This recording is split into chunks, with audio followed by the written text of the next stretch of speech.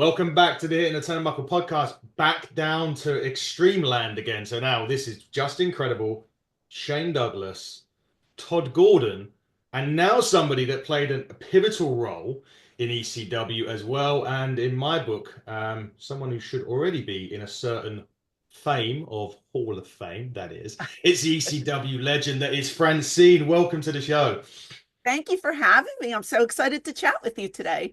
We are very excited to have you on. Like we say, a massive array of ex-ECW talent. Something that was very difficult. I always tell the story. I told it to Todd last week about in England, like we didn't really get ECW. I know it was difficult in some cases in America to get it, but in the UK, we would have it like a month or so behind. And it was like we would be out in a pub or a club.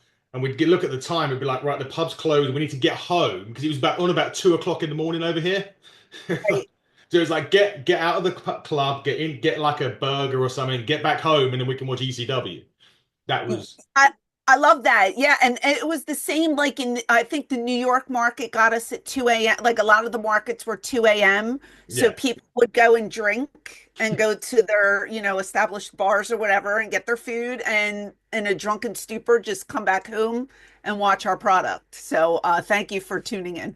it was great. It was. We wish we could have seen it in real time. Now, another question that I asked Todd that I'm actually going to start with you was nowadays with streaming and everything else, because obviously you hardly had anything back then to be able to do that. Would ECW like be thriving today if there was the streaming element available way back when? Absolutely. Yes. Yeah. One of our problems was we had our first program, Hardcore, the Yeah. syndication Hardcore TV, very, very popular. We pushed the limits, pushed the envelope, did a lot of crazy stuff on that show. And eventually you're going to get bigger. So next came pay-per-views and then came television deals, which was TNN, which was our downfall, by the way, in case you didn't know. But I feel like if social media was around and, YouTube and all these streaming devices and Fight TV, and we would have had a home somewhere and we could have continued, onward and upward. And it was just hard because money was sparse. As well as I do, Paul was taking from Vince McMahon to supplement the pay-per-views, and that was $250,000 every pay-per-view. It was just hard when the workers weren't getting paid, but we were still showing up every week. And I just feel like if there was another outlet that didn't cost any money that we could have utilized, we would have kept going and eventually got back on our feet and, started to thrive again because we had such a great product. And 1999, 2000, even though TNN kind of had their thumb on us, I feel like everybody was in their prime and we all evolved. Paul took most of us, I should say, not everybody, but a bunch of kids who didn't have that much experience, and he made them into huge stars in the wrestling business. So 7 years later, everybody finds their footing, and then we go under. And it's just like there was so much more to be done. So yes, I do feel like if there were outlets for us to utilize, like the internet and so forth, we definitely could have stayed afloat a lot Yeah. longer. I definitely agree with that, and it's a shame. But actually, but Todd did say, and I hope it does represent with you that when you hear the ECW chants now, it still brings a smile to your face because that was you for you. Absolutely. I recently did NXT Yes, for yes, you did. WWE, Yeah, and being in the arena again and having all those younger kids chant ECW when any of us came out or did something. It's surreal to me because it's how many years later, 25, 30 years yeah, after the fact, and we still get ECW chants wherever we go. It's very nice. It's very humbling. They used our theme song that evening yeah. for the opening of the show, You did. and myself and a bunch of the guys were in the back, and I said out loud, Oh my God, I just got chills. Like because I'm in the arena, I'm hearing it's like the start of one of the shows back in the 90s. And all the guys were like, "Oh, I have goosebumps. Oh my God, I'm freaking out." And it was so weird, but at the same time, it made me really, really happy. Yeah, So I'm flattered by it. I love the fact that we have a new fan base from WWE putting us on the Peacock network. yeah. A whole new generation gets to watch our product from day one. And Shane and I, especially, we have fans come up to us at conventions all the time and they say, "Oh my God, your angle with Gary Wolf was so great." And they're like 12 years old. You know what I mean? So a whole new generation is experiencing our product, and it's something. It's something because you don't get that with the other promotions. And I'm not putting the other promotions down by any means because I was a fan of like WCW and Yeah, Global and all that kind of stuff. But you don't hear people chanting WCW. You hear them chanting ECW. So it's really special to be a part of that. I'm so proud to be an ECW original. yeah. I really am. That was some night. Just missed like Joey Styles coming out just to Yeah, top for it off. sure. NXT. You kind of mentioned you was at NXT. Any of the ladies at NXT that you would have seen, would like to have seen down in ECW back in the day that you Oh my saw? gosh, so many of them. There was I mean, listen, I could be their mother. They're all in their like 20s, right? Yeah, Um, but there's so much talent in that locker room. And it was pretty cool because at first they had asked me to do the referee yeah. spot, and I couldn't do that because of the surgeries. I Mhm. can't I'm slow and methodical these days, so I didn't want to look bad. I didn't want to get down and have to miss counts and stuff. So I said no. Then they called and they wanted me to do the backstage interviewing. I had laryngitis, so I had no voice. So Shawn Michaels told me to look pretty and stand in the crowd, which that's what I ended up doing, which was fine. It was great. But I got to sit front row and I got to watch Yeah, the ladies in action for that 10-person tag. yes, And my gosh, they have so much talent there. And I got to talk to a lot of them in the back, and they all have really good attitudes, and it seems like everybody gets along, which is yeah. great. So, very pleasant experience there, and I enjoyed myself that evening. So it was a good time. Excellent. I would have liked to see something like Stephanie Vacquer or Julia down there with you girls tearing it up.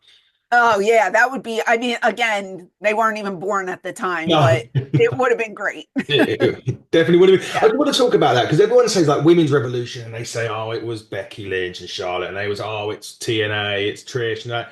And now I always throw into the like equation. I'm like, Francine was taking like power bombs through tables in like like the mid 90s. Like, do you get? Is it just sometimes a little bit? Do you get a little bit frustrated that you're not in that sort of conversation a lot of the time? It's always them girls. When you girls just were going crazy in ECW, not necessarily wrestling like every week, but you were doing some crazy stunts down there. I feel like maybe we get left out because we weren't billed as female Yeah. wrestlers. We were managers, valets, whatever you want to call it. A lot of the girls weren't trained at all. I started by thinking I was going to become a female wrestler, and then Paul put the kibosh on that and was like, "No, no, no, you're going to be a manager. Female wrestling doesn't sell." And this is, remember, again, this is the 90s, Yeah. and he says, "You're going to make all your money being a manager, and we're going to do some cool stuff with you. Trust me." And I said, "Absolutely. I'm green. I don't know any better. I don't know anybody in the business. I'm learning as I go." So I pretty much stopped training and I learned on the job. But I feel like maybe a lot of people don't take us into consideration because we didn't do matches per se, Mm. although we did do a lot of mixed tags Yeah. back in the day. And sometimes we did singles matches, but it was few and far between. It was a lot of being on the outside and jumping in when our men needed help. And getting that big spot of the night and the big bump being taken. So I don't feel slighted, but I do wish that overall ECW got more credit by a lot more people for what it brought to the, to the wrestling community. So, Yeah, definitely so. I mean, I go back and I say I remember watching the likes of Rey Mysterio, Psychosis, Guerrero, Benoit Malenko, people that before we even saw them in like the WCW and WWE, because sometimes people only know Rey Mysterio from WWE because that's where they grew up watching. And I'm like, I remember him doing a Hurricane Rana, I think off a balcony with Psychosis or Super Crazy during an yeah, ECW. They were like, what? And I was like, come, let me show you this. But again, I don't think ECW gets the credit. You're right in what you're saying, even with the women, but even with some of the men, though, as well. right. Overall, yeah, Yeah. I think a lot of people refer to us as that blood and guts company.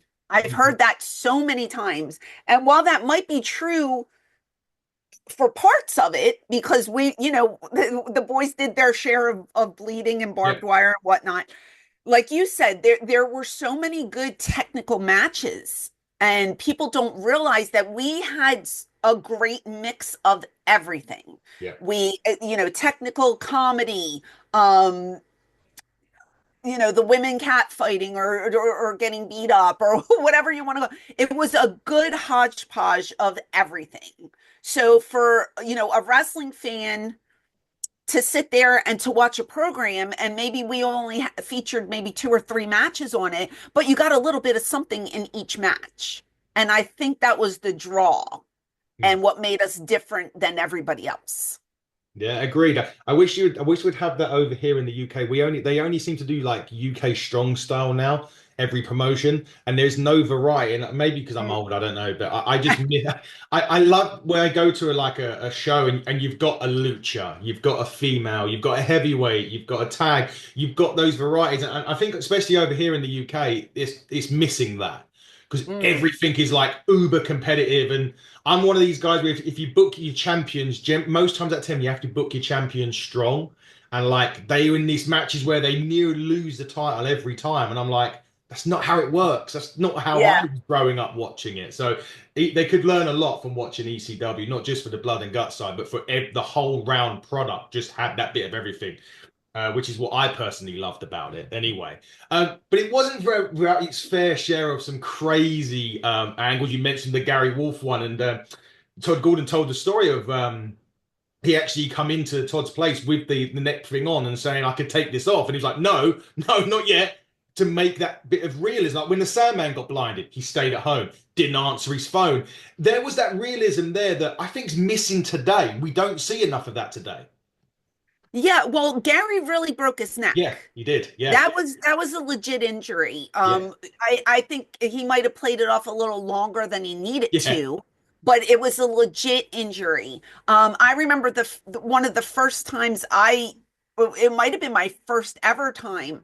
I took a choke slam from 911 at a house show, and they put me on a gurney and they put the neck brace around me and they took me out the back door and they put me in a car and I went straight home. And so I didn't even go back up to the locker room and I didn't even know if I had a job. Like I was like, did I do well? Like, somebody called me the next day and said, "No, yeah, that was great, blah, blah, blah." But we tried to keep it as old school and, kayfabe back in the day, right? Mm, Tried to keep it hush hush and didn't let the fans know too much and this and that. Today, I think, now with all the documentaries that are out and behind the mm. scenes footage and stuff like that, you can work a match with me. And then 2 minutes after the match is over, you and I are taking selfies in the back and saying, what a great match we had.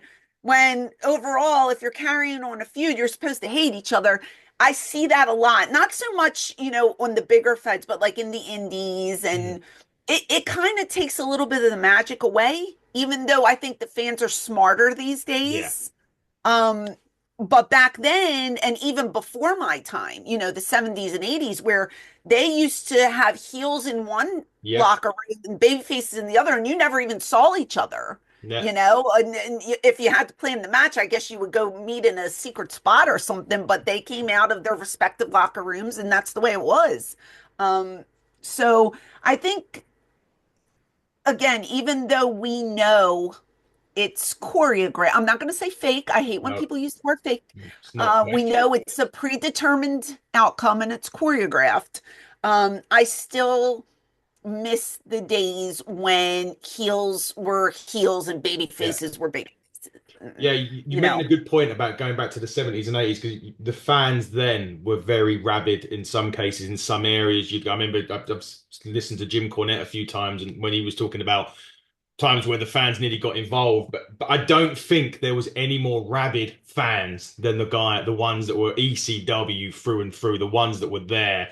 They were crazy. I mean, how many times did it nearly get out of hand at an ECW show? oh, I mean, when somebody punches a girl Yeah, yeah, because they don't like, which would be yeah, me, um, yeah, yeah, that wasn't too fun.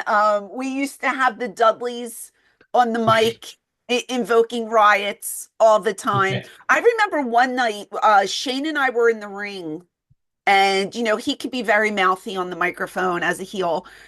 And uh, I looked at him. I don't remember what the topic was, but I look at him and he's got this little nick on his forehead and he's bleeding. And so I tell him, like, hey, you're bleeding.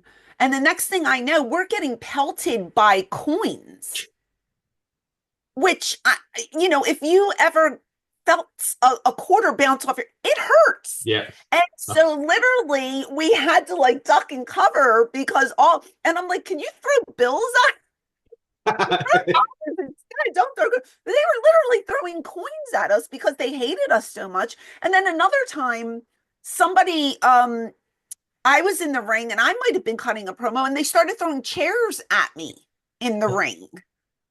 I mean, I love a passionate fan, but I mean, there's a line that don't cross the line. I always said you can call me whatever name you want, but please don't touch me, don't punch me, don't spit on me. Like that kind of behavior is just Mhm. too much. Yeah. No, they I were don't. very rabid. I even when the WWE sort of brought it back in '05, we'd done the one night stand thing, and I remember Cena coming out, and oh my God, Yeah, that's great. yeah, I was thinking if they're going to be, I was praying that he wasn't winning that against Rob Van Dam, Right, because if he wins, I'm not sure because I know Cena and a bit like Roman Reigns now, when Roman Reigns sort of changing the subject briefly, sort of beat the Undertaker, he got a lot of stick the next night on. I mean, they literally took 20 minutes to cut a promo because he couldn't get a word in. right. Had Cena had got beaten Van Dam, I don't know what I dread to think what would have happened. I think people would have threw their children in the ring at him if they were there. Yeah, because there were plenty of signs that said if Cena wins, we Yeah. riot type of deal, and those fans are rabid. So yeah, I get it. Again, love passion. I love, people wanting to be a part of the show, so to speak. But there's a line that you cross. I know a lot of times going to the ring, you get the hands that come Yeah. through. We always had Atlas security and they were great. But a couple times a hand would slip through. And one time I had my dress ripped off. I mean, it's getting to the point where it's like, come on, guys, just relax. Um, but that's how it was back then. So It was crazy. The fans for me, they were. Do you ever? I mean, obviously there wasn't. I think someone would bring a lot of signs, but do you ever remember there was a specific chant that you heard and you just kind of tried to not to laugh inside because it was like hilarious. so many. I mean, they're especially at me. Yeah, I know, I mean, the most famous one is probably She's Got Herpes, which I yeah, was just like, where did that come from? I don't even remember the first time I heard that, but that was a great one. Um, there were some I can't mention here because they were very rude mhm, and crude. yeah, I know the night that we did a spot right after the Tyson Holyfield ear yeah. incident where he did his ear. Paul thought I should bite Terry Funk's ear. And so, so I go and I bite his ear and he gigs his ear. And when I lift my head up, I'm covered in blood. And they started chanting HIV. It's like, I was just like, good Lord, but I didn't realize how much blood I had on my face And I didn't know Terry was going to gig his ear either. But and now I don't know. Yeah, that did make television. Yeah, it did make television. But I mean, ridiculous stuff. But sometimes I remember I would look at the because more of the buildings were intimate, Yeah. and you could like relay. And I would go, "That's a good one," and they then you would get the little chuckles from the crowd because they would say things I never heard before. I'd be like, "Oh, that's original. That's a good one. Never heard that before," you know. But they were very creative. Oh, I can imagine that they were. I don't doubt that one bit. You had a lot of, you were valet to a lot of them at the time. Obviously, you had the Shane Douglas, you had Justin. I think you turned on more people in the Big Show turned in his career, I think, right? Probably did. Yeah, because I didn't, the baby face gimmick was just not, I mean, look, I just love to work, don't get me wrong, but being a heel was a million times more satisfying than having a baby face role. So I'm pretty much when I was with Tommy, that's when I was a baby face. Yes. But I think I did my best work as a heel. Definitely. I think I don't know. I think a lot of people I talk to prefer the heel persona. I think that just, I don't know, it's just one of those things that you But get. fun. What quick question? Because I read, and I did this with Todd. I said there's a couple of things I'd read on the internet that I wanted to know if it was true or false. And I Okay. read something today, and I wanted to know if it's true or false for you. In '92, was there ever discussions of you going to WWE and being Sister Love with Bruce Pritchard? So that was not in 1992. Ah, I started in 93 gotcha. training. I trained right in the back of the ECW arena. There was a ring set up, and that's where I trained. I guess it would have been maybe late 94, 95, something around there.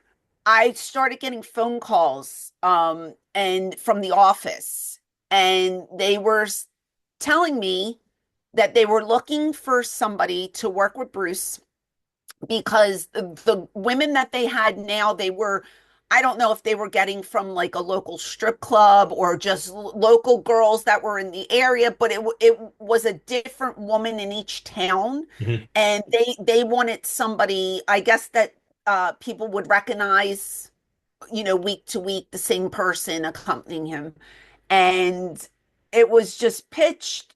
Yeah, you wouldn't have to bump like you're doing now. And I was just like, oh, but I like what I'm doing now. I'm trying to get over and be one of the boys, you know?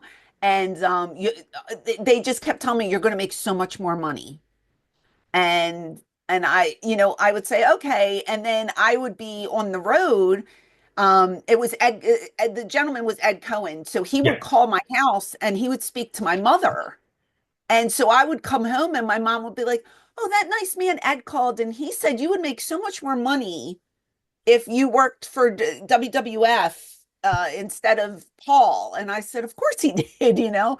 So I kept it hush hush for maybe a month or two. And then I started feeling really guilty. And I went to Paul and I said, listen, and I told him everything. And like his face kind of dropped.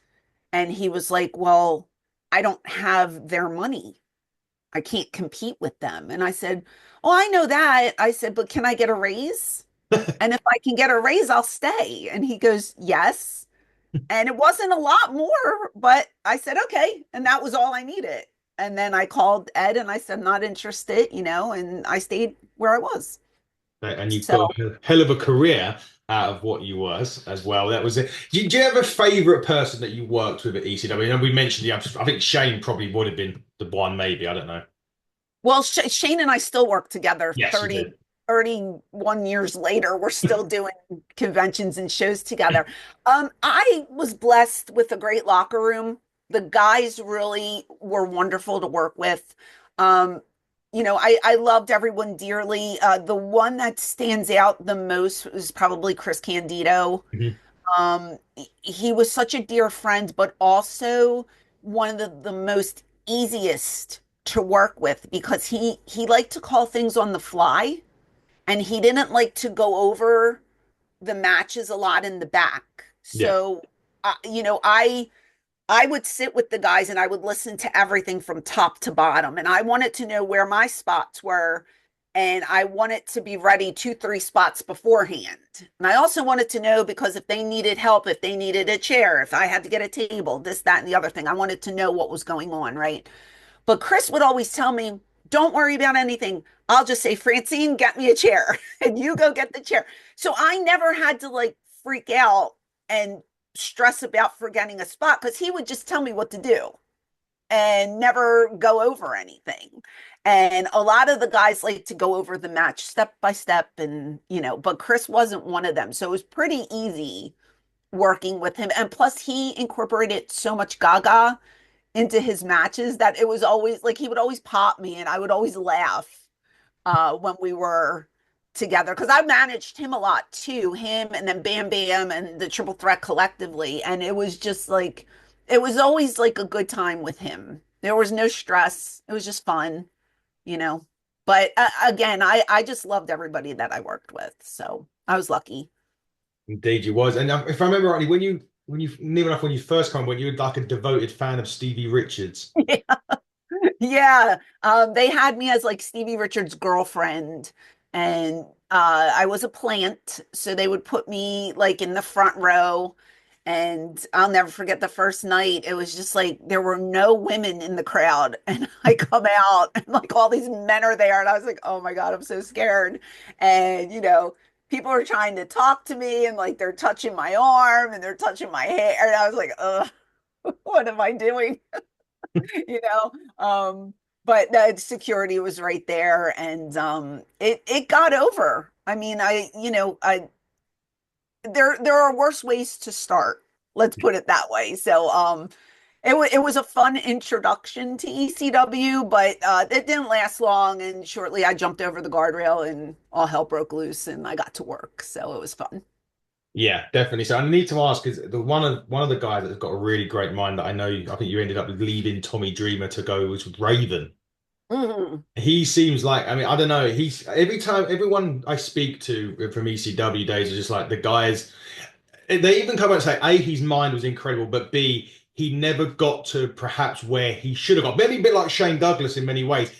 Shane may have been from a different reason, certain people maybe. But Raven, Raven himself, I still don't understand why he didn't get world champion in, say, for example, WWF or WCW because he was that good. Yeah, you can always chalk it up to maybe politics. I don't know backstage stuff with Scotty. I'm not really sure what happened. I do know he was a tremendous talent Yes. and he did have a great mind, does have a great mind for the business. Um, yeah, I don't know if he had heat with anybody in the back.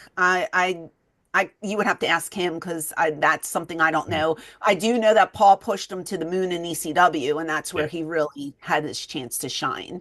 And the same with Shane. They were both huge stars in ECW, but not so much elsewhere. No, I think Shane's. I think I know that maybe three letters in the WWE may have. You may have Well, seen him quite recently, I funnily just enough. saw him. Just saw him actually, but yeah, that's Shane's battle to fight, Yes, and that is indeed. Yeah, I think he did. I think he did mention that when I had him on and we was talking about those times. But also, you were a playable character in the ECW video games. Is I that was. surreal to see get in a video game with you're there you are. Yeah, it's crazy. I show my kids because my kids don't like wrestling, and I'm fine with that. 100% fine with that. Yeah, Like they're yeah, not into it, thank God, right? But once, like, if an action figure comes out or something happens, I'll show them, and they're like, "That is so cool that you got to do something like that." And I'm like, "It really is kind of cool because I remember going to do the voiceovers for Mm, it." And as I'm doing the voiceovers, I'm saying, I never in a million years would have thought that I'd be in a video game or, now have action figures put out or be on a magazine cover. Like, I did not aspire to do any of this. Like, it kind of just fell into place for me. And if you interview a lot of these guys and maybe even the girls, they'll say, well, I knew I wanted to be a professional wrestler since I'm 5 years old or whatever the story. No, I did not want to be in the business at all until maybe I was 19, 20, and that's exactly when it happened. So it was like boom, boom, boom, here I am. There was no build up to it. It was just like, I'm changing professions. This is what I'm going to do. And this is what I did, which is crazy to me because it's not that simple for a lot of people, you No. know? And looking back on it, I never would have dreamed that I would have been so lucky as to be in a video game or have an action figure or anything like this. It's surreal to me. That And is I'm crazy. very, very blessed. Yeah, that was crazy. I just couldn't imagine. I mean, obviously, it never happened to me, but to just watch the thing go, "There's me," like Yeah. on a TV. I mean, it's bad enough when you obviously when you watch it back sometimes that there you are and you're doing what you do. It is crazy. But you did have a stint after ECW in NWA TNA briefly. No, too. I did. Yeah. So Bob Ryder, God rest his soul, he had Hmm. called me and he was just like, hey, there's a new company starting up and explained, it's at the fairgrounds and people have to pay like $10 to watch it because that's what you had to do back then. You had to pay to Yeah, see it, pay-per-view. yeah, Um, but they offered me like a 4 night contract. And he said it's basically what everybody's being offered. You either get like a 4 night deal, or I think you're going in and like for a night and seeing how it goes and this and that. And I was like, yeah, sure, because I wasn't sure what was going to happen. And mm, they were kind of talking it up like it's going to be the next big thing, and I was just like, okay, well, I need somewhere to work, yeah, let's give it a go. And I went there and I liked it there. I really liked it there. I liked the locker room. The problem was they just didn't know what to do with me, I guess. And I had Jerry Jarrett telling me, like, we don't know what to do. And I'm just like, well, put me with someone, or you pitch ideas, and it just for some reason it didn't work out. I don't think I had any heat or anything. It just wasn't a good fit at the time. Um, I think I probably should have been brought back later when management changed. Maybe I would have had a better shot at getting a spot there. But I enjoyed the 4 weekends that I was with them. It was a lot of fun. yeah. It's a weird. I would have thought like when it closed, when obviously ECW did finish up, I was like, there was a few people I was, you kind of write down that you would expect to see obviously potentially WWF or WWE, and like you were obviously it was Van Dam, Rhinos, and all them. And I was like, Yeah. I was like, where's Francine gone? So, funny enough, they did call me Oh, I did. as soon as we went bankrupt and closed. I got the phone call to go over there, and I had to send in my pictures and do all this stuff. And Paul was the liaison for that, Paul Heyman. Yeah, And the problem that I saw was the way it was pitched to me. I was going to be the manager of X Factor. And so X Factor at the time yeah, was Albert and Just Incredible. I don't know if Sean Waltman was involved at that point. I can't remember. I know it was PJ and it was Albert. yeah, Maybe Test. I yeah, can't remember who was, but anyway, they were going to feud with the Hardys and Lita. yeah. And so Paul was saying, we're bringing you in and you're going to be on Raw and you're going to take Lita's Hunan Kanrana. And I was petrified only because, it was live television. I'd never taken it before. And he's like, you can practice. And in the back of my mind, all I kept saying to myself is, they're going to send me down. Was it OVW at the time? I Yeah, don't even know. OVW. Yeah, yeah, I said, they're going to want me to wrestle and I don't want to wrestle. I want to do what I'm doing, managing what I did for Paul for the 7 years I was there. And now nobody said I was going to wrestle. This is just what was yeah. embedded in my brain, because the pattern with those girls is they would start off doing one thing and then they would all go into the wrestling roles. And I was like 30, 31, something like that. And I was like, I don't want to start over. I just don't want to have to start over. So I never went. Hmm. And that was that. What a shame. I know I get why you're doing it, but yeah, Yeah, I mean, maybe it was a big mistake on my part. I will never know. Um, But I didn't, I don't know, like something in my gut just told me don't do it. And then, and then years later, I get another call and we're opening up ECW again. And I call it the fake ECW. Yeah. But I said to myself, this is probably the last chance that I have to make any type of money in this business because what was I, 34? You're Mhm. getting up Yeah. there at that time, you know what I mean? So a bunch of us got, I remember Axel Rotten calling me and saying, "Are we going to do this?" I was like, "I guess so. Do you want to make money? Should we try?" And and that was a complete failure and not what I expected. I tried, and maybe that same scenario would have happened 5 years prior. I don't know. I have no idea, but I did get a phone call in 2001. I just never really pursued it. It's interesting now looking back because you talking about you wanted to be a valet and basically doing what you were doing in ECW. It seems to be like a dying art now. We rarely see this anymore in wrestling. Like it's just more like two guys. Yes, you see it a little bit if like you got the Judgment Day and Liv Morgan comes out and she's got Raquel Rodriguez or something like that. But that what you had or what you was doing in ECW with that valet and getting involved, getting a I don't know gored or power driven or things like that that seems to be like non-existent nowadays. Do you think that's a It, bad thing or do you think that's a good thing? it's a lost art, Mm, 100%. I think it's a bad thing. And here's why.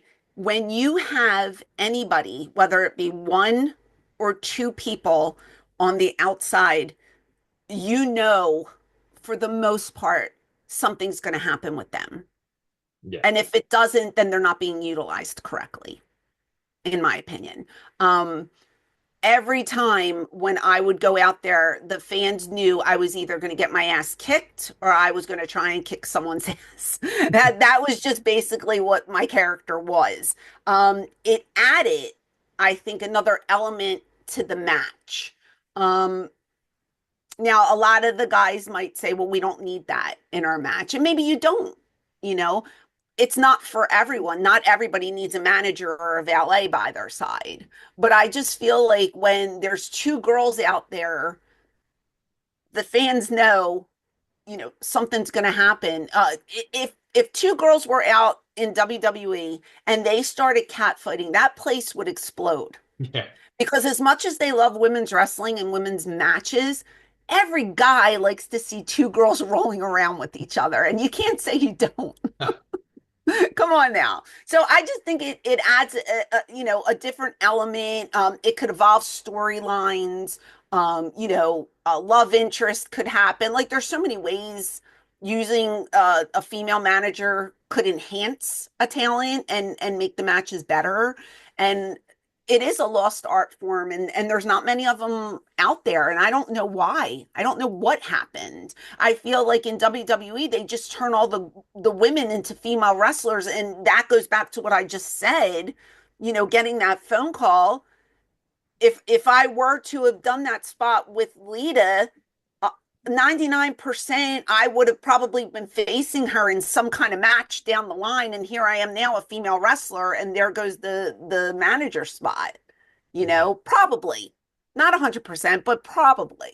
man. So I don't know. I enjoy when I see manager. Even then, I enjoy when I see them on the outside. I think it adds an extra element. Gone are the days of Bobby Brain Heenan Oh, and so people like good, that. right? So good. Even Paul Heyman.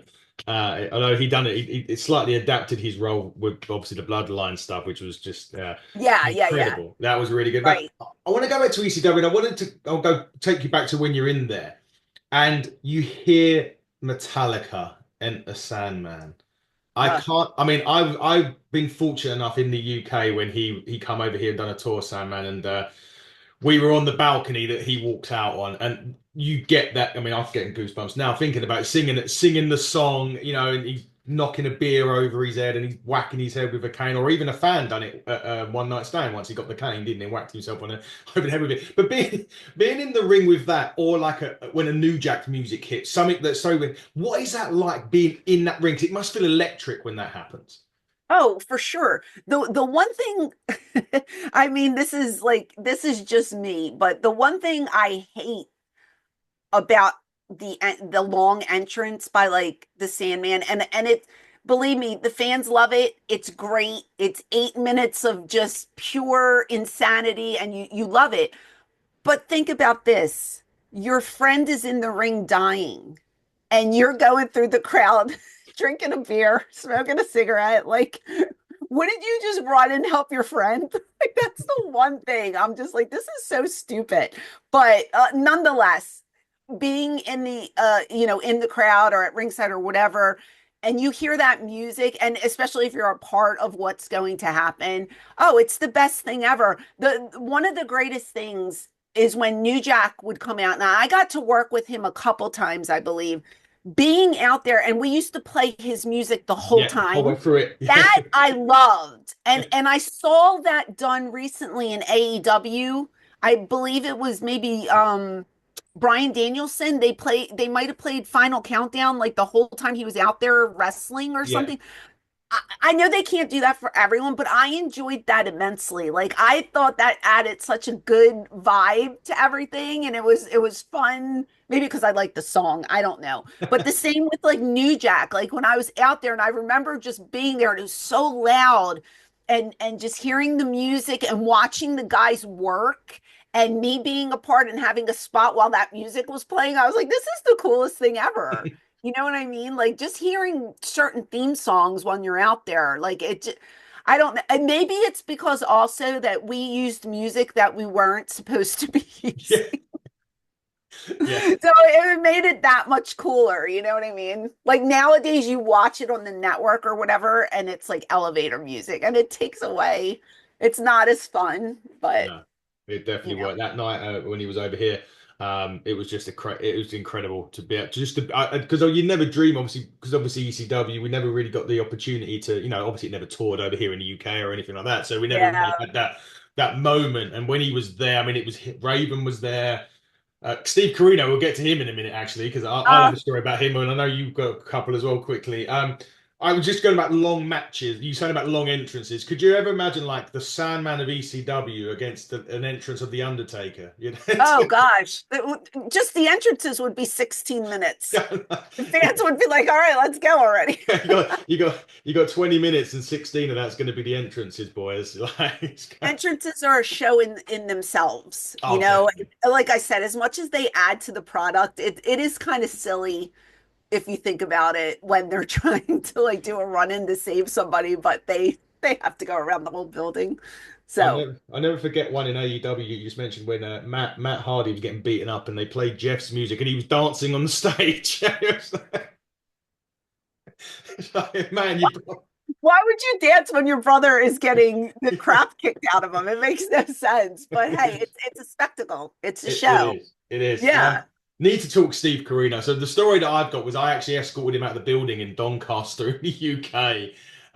He was the same man was on the show and we come downstairs at the end and he was in the bar area and I don't know if it was his first wife. I don't know. But we just my One of them. friend I can't remember. I mean I don't know. This was like I don't know 20 odd years ago I think now.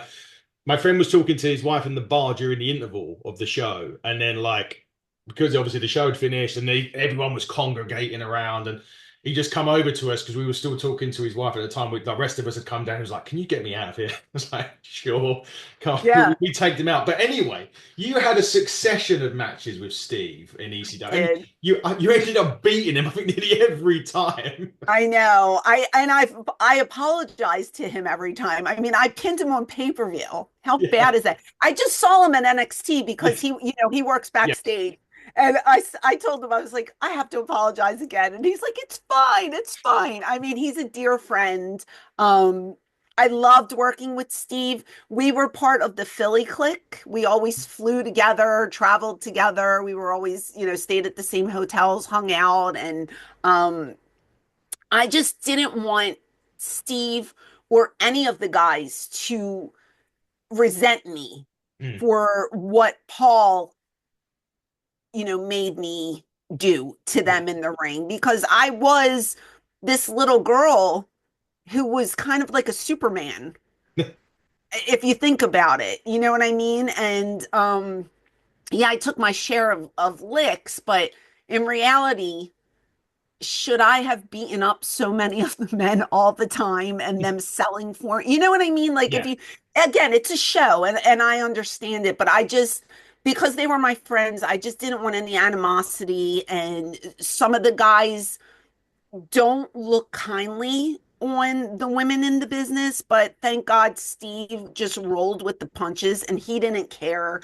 And he was just so good to work with. And I love Steve, I do. And I was fortunate enough to have him as a partner for so long. And I think we played off each other great.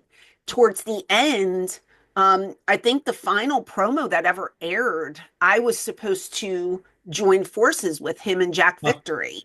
And we were so excited about that, but then it never happened. So, always was against him, but never worked Weird. side by side with him. So that would have been fun to do.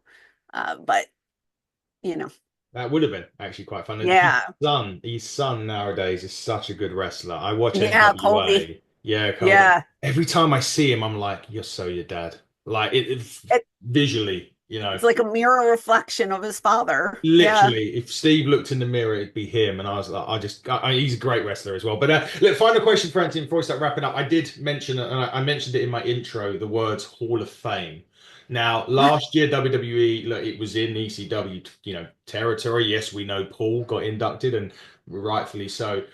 If that call was to ever happen, number one, wait, and it should happen, by the way. There's no two ways about it. But A, would you accept? And B, who would you want to induct you into the Hall of Fame? Well, I'm going to be honest with you. I don't think it will ever happen. Um, if anything, we all thought that ECW would have be put in as a group Yeah. in April, but that didn't happen. I was very happy for Paul, much deserved. But hypothetically, if it were, I mean, I don't believe I'd say no. I Who would say no? Like I Vince Russo would. Okay, well, I mean, and it's a payday, right? Yeah. Like, Right. Yeah. I don't know, but I think if anybody should induct me or most of the boys, it should be Paul Mhm. because he's the one that molded us and made us the stars, you know, that we are today. And I always say this, like he took a 20-year-old girl who had no experience, didn't know any wrestlers, and gave me the ball and let me run with it and listen to my ideas and was not only a boss but a friend. And I'll never bury Paul. I'm very grateful for what he has done for me because if it wasn't for Paul, you and I would not be sitting here right now. No, indeed. Point blank. There's no way I'd be sitting here. I probably would have never got into the business. And I thank him for my career. So yeah, I'd probably pick him. I think that was a good pick as well, and I mean, I'm glad that he took a chance or he got you involved because we would have had so many great ECW moments, which you can still see on Peacock if you live in America. Us over here in the UK, we don't have the WWE network coming up in a couple of weeks because it's going all Netflix for us. Ah, okay. We lose all of the stuff, all of that great stuff that at the minute, I don't know if it's ever going to come on Netflix. I don't know. But Mhm. we will be seeing it all on Netflix. But Francine, I'd loved talking to you. It's been so great to reminisce from some of my favorite stuff in childhood happened in ECW. So A, thank you for coming on, and B, thank you for giving us the career that you've given us in ECW. We wouldn't have been the same without you. Oh, I really appreciate that. And if I could just plug one thing really quickly, Of course you can. I have a podcast Yes, you do. also. It's called Eyes Up Here with Francine, and we are on iHeartRadio, Spotify, Apple, wherever you get your podcast. Also a YouTube channel if you want to go look that up. But a lot of the guys have been guests on my show, And so if you want to come on over and listen to some of the craziest interviews you've ever heard in your life, because we talk about a lot of the things that have not been talked about before. So if you want to come over and give us a follow or a sub, I'd appreciate that. But I appreciate your kind words, and it was a pleasure to spend this afternoon with you today. Thank you very much. And coming up, guys, on the Hitting the Turnbuckle channel, we've not finished with ECW. We still have at least one more ECW guest, Ooh, that being the enforcer, CW Anderson. I love him. He'll be coming on Love at him.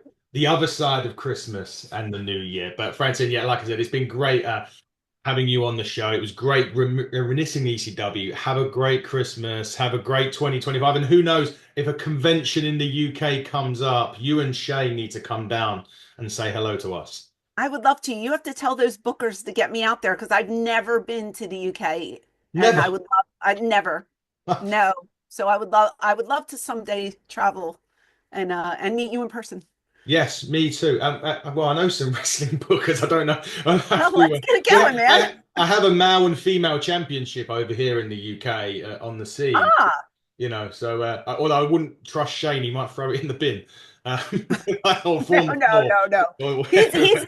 more laid back these Yeah, days, so he he's is. good. Yeah. But guys, don't forget, check Francine's podcast out. Come and check us out, HTT Buckle on X, HTT Buckle on YouTube, Hitting the Turnbuckle podcast on Instagram. Until next time, everybody, she has been the Queen of Extreme, Francine. I have been your host, Adam Cousins. You have been watching the Hitting the Turnbuckle podcast. Buckle down, stay safe, and goodbye.